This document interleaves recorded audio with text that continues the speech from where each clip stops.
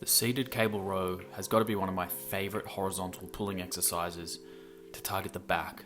It smashes the lats, the rear delts, rhomboids, traps, and of course your biceps as well. In this video, I'm going to show you a couple of variations and important technique cues so that you can get the most out of this exercise. So there's two main ways that I like to perform this exercise. One is a strict version where the lats are trained at a slightly shorter muscle length, where the hip angle stays the same throughout the full range of motion. So you're not hinging forward at the hips and you're not really focusing too much on the lat stretch, but rather tension throughout the full range of motion.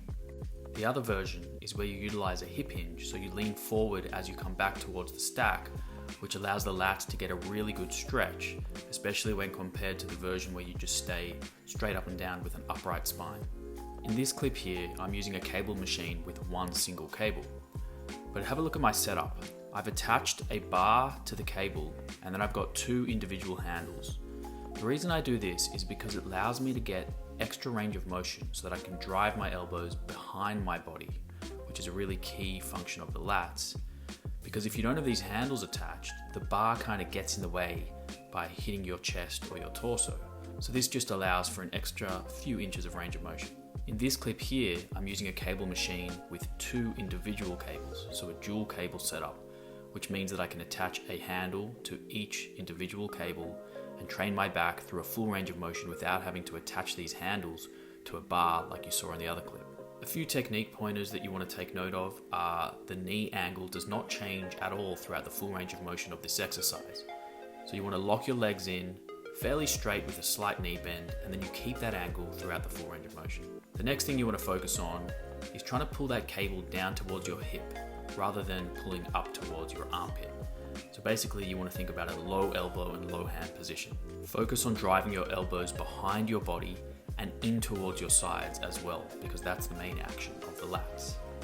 If you're performing the version with a hip hinge so that you can get extra stretch on the lats, make sure that the eccentric is long and slow. Really feel a great stretch.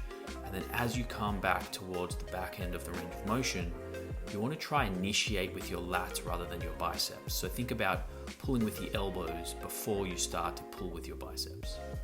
If you're performing the strict version of this exercise where your hip angle does not change, another important cue is to think about having a proud chest throughout the full range of motion.